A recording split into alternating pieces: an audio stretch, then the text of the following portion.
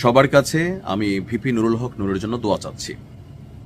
কারণ একটা উদীয়মান নক্ষত্র ছিল, একসাথে যিনি শেখ হাসিনার মধ্যে মায়ের ছবি দেখতে পেতেন, একসাথে যিনি শেখ হাসিনাকে ফেসিস্ট মনে করতেন, খুব শৈশবকাল থেকে ছাত্রলীগ করতেন, তারপর কোটা আন্দোলনের মধ্যে তিনি যখন ভিপি হলেন তখন এই নির্বাচন নিয়ে প্রশ্ন উঠছিল যে টোটাল সিস্টেম ছাত্রলীগের যারা বড় বড় পদ পদবি পেল, শুধু ভিপি পদটা কেন ভিপি নূর পাইছে, এটা কি কোনো পাতানো নির্বাচন ছিল? সেই নির্বাচন নিয়ে ভিপি নূরের যে টিম ছিল তারা প্রতিবাদ করছে, বলছে আবার ইলেকশন হইতে হবে। সেই নির্বাচনে ভিপি নূর বলছিল যে শুধু ভিপি পদটা ঠিক আছে, নির্বাচনটা সঠিক হয়েছে, বাকিগুলো আবার হওয়া দরকার। ওয়ান এন্ড অনলি বাংলাদেশে বিকাশ প্রথার চালু, ক্রাউড ফান্ডিং এর জনক বা গুরু আমাদের সকলের জনপ্রিয় নেতা ভিপি নূর ভাই। অনেক মার খাইছেন রাজনীতির জন্য, বহুত কষ্টে বিএনপির একটা টিকিট পাইছেন, পাওয়ার পরেই মানসিক ভারসাম্য হারিয়ে ফেলেছেন আমার মনে হয়েছে। কারণ এই যে তরুণ প্রজন্মের যারা রাজনীতিবিদ, ভিপি নূরের শিষ্য হচ্ছে নাহিদ, আসিফ, যারা আছে, এখন গুরুর ওই অবস্থা, শিষ্যদের জানি কি অবস্থা হয়। কেন বললাম?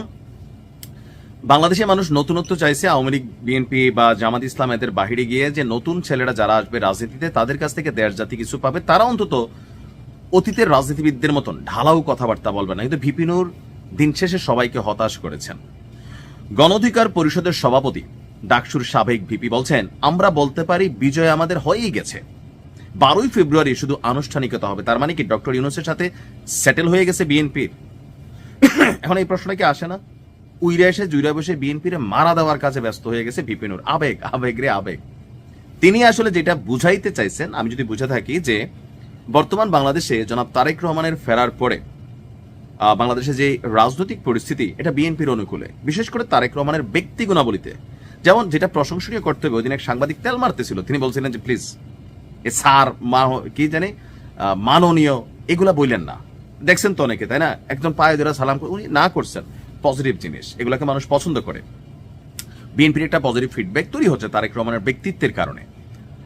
কিন্তু বিএনপি নির্বাচনে বিজয়ী হবে এটা তো গ্যারান্টি হয় নাই ভাই।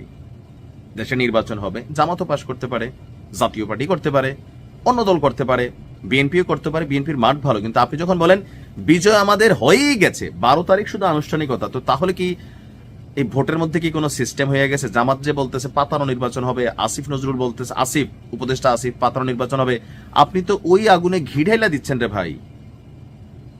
আপনার মতন একজন দায়িত্বশীল মানুষ বিএনপি দয়া টয়া করে একটা সিটের ব্যবস্থা করছে না?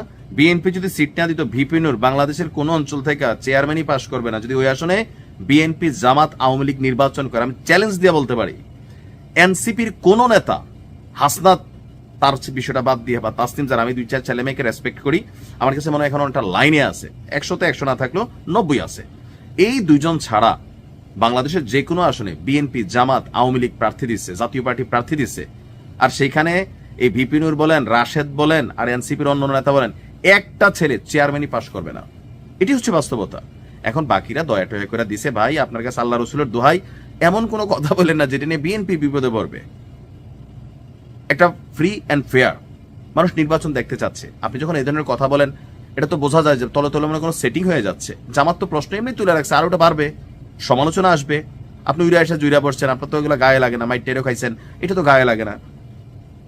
গতকালকে পটুয়াখালীর 10 মিনা উপজেলার বাঁশবাড়িয়া ইউনিয়নে তিনি বলছেন যে একটা মাহফিল ছিল, তো মাহফিলে গিয়ে তিনি বলছেন, আমি আপনাদের পাশে থাকতে চাই, থাকেন, আপনাদের নিয়ে কাজ করতে চাই, করেন।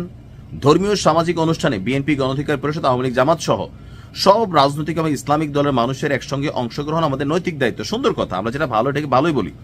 10 মিনা গলাচিপাকে রোল মডেল করতে চান, করেন, সবাই খুশি হবে। এখানে সব রাজনৈতিক দলের নেতাদের অংশগ্রহণ থাকবে, পারস্পরিক সম্প্রীতি বজায় থাকবে, এটাও সুন্দর পদক্ষেপ। ওয়াজ মাহফিল, দোয়া মাহফিলের অংশ আমাদের সংস্কৃতি বৈচিত্র্য, ঠিক আছে। তো প্রত্যেক মানুষ ধর্ম মত করবে, সব সুন্দর, আমার কাছে সবই ভালো লাগছে। শুধুমাত্র এই যে কথাটা, এটাই ভেজাল লাগছে। নূর ভাই, বক্তব্য দেওয়ার সময় একটু বুঝাশুনা দিতে হবে যে আপনার বক্তব্যের সমালোচনার জায়গা যেন বিএনপির জন্য তৈরি না হয়, আপনারও না হয়। কারণ আপনারাই তো সারা বছর সবার সমালোচনা করছেন, এখন আপনি নেতা হয়েছেন, আপনি ভুল করলে আমরা সমালোচনা করবো, এটাই তো আমাদের কাজ। ভালোর জন্য করি, ভালো থাকুন।